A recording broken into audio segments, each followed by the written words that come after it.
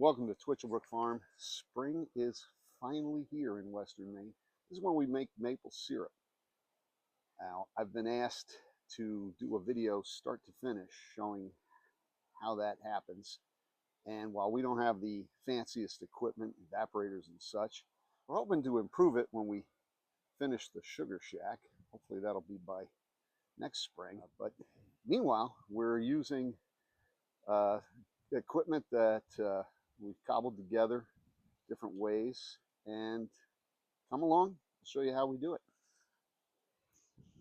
Well, you start with a maple tree, pretty simple, and in this case we use spiles and tubing and a Home Depot bucket or whatever this is.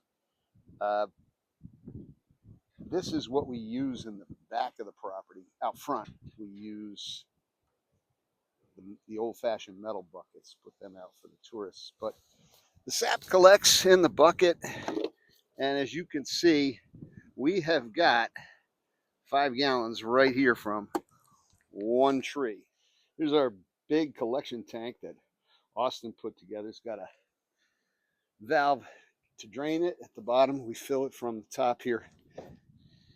Yep, yeah, pretty low tech.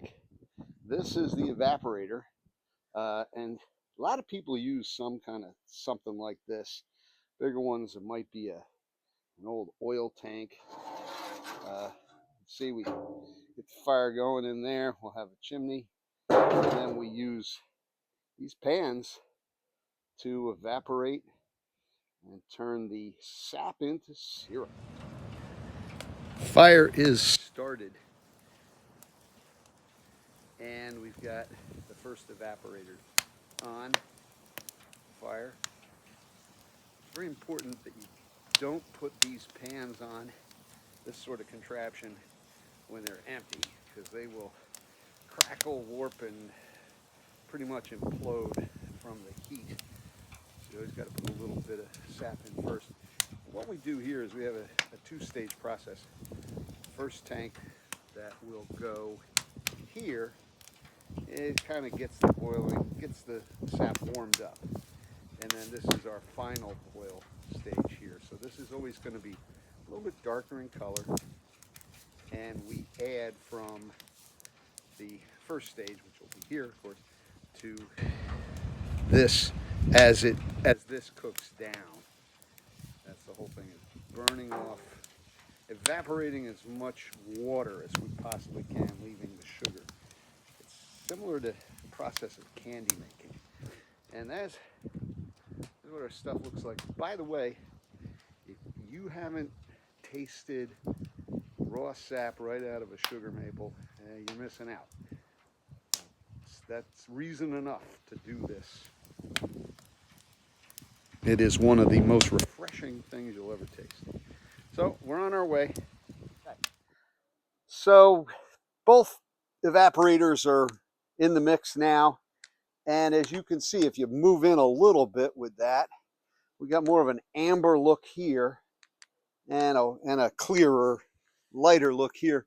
One of the things that you have to do with this kind of setup is we got to occasionally scrape this funky stuff off the top of the boil. That usually impurities, it's going to settle out in sand or some other gunk in the bottom of your syrup bottle.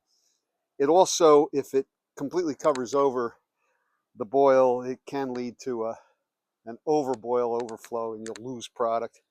Sort of a mess. This stuff here, it's not quite as important. Again, we're moving from the pre-boil into the hotter part of the furnace here. Trying to keep this full, keep it boiling down. And that is where we add our cold raw sap. Again, we're just preheating this for the final boil. Now we're going to go get some more sap. We have no snow, so we're going to rely on the trusty wagon.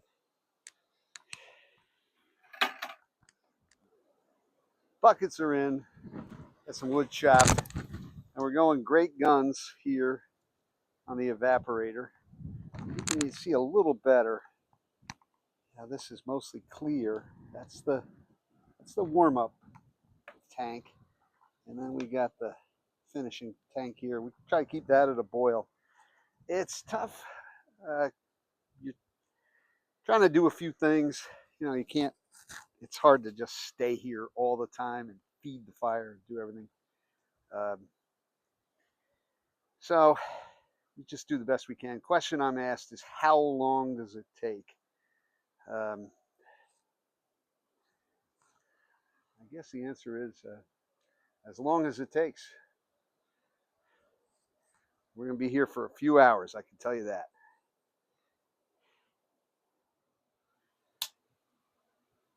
Just showing, we're a few hours into the boil here.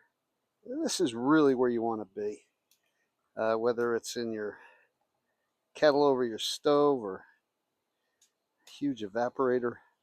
You want that full rolling boil. It helps caramelize the sugars. And here, of course, is the preheating tank. That's where the cold sap goes. This is what it looks like when we're in full swing. One of the tricks we have is I use the reverse end of a vacuum cleaner to stoke up the heat on this thing. And I'll show you how that works real quick.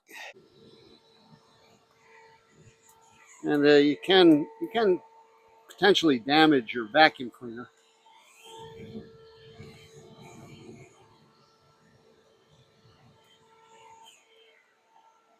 There you see.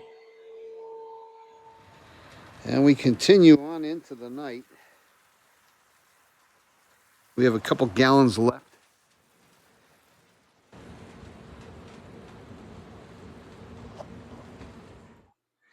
Day 2, the boil is moved inside, which comes with its own set of problems as we get condensation everywhere. It's a mess and sticky.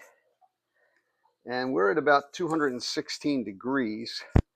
The hydrometer doesn't float yet, but we've set up our filter system and we've got the bottles ready to go. So probably another half hour or so.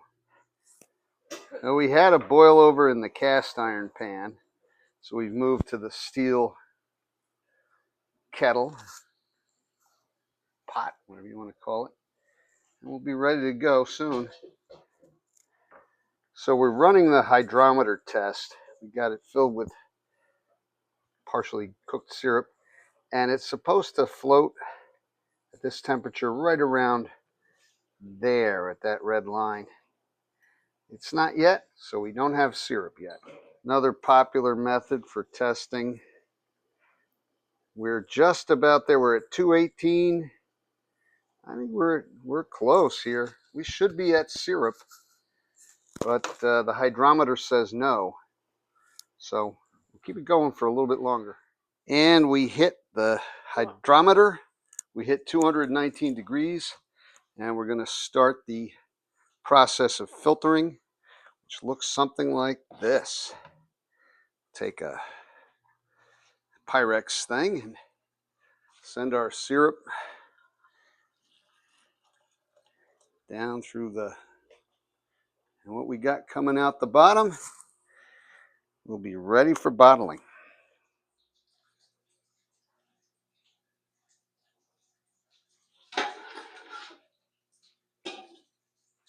So here's what the paper and cloth filter combination is doing. I don't know how well you can see that, but it is significantly more effective than the old doubled up paper towel in the funnel trick. Again, this is not a commercial operation here, but it's doing a nice job for our personal syrup stash.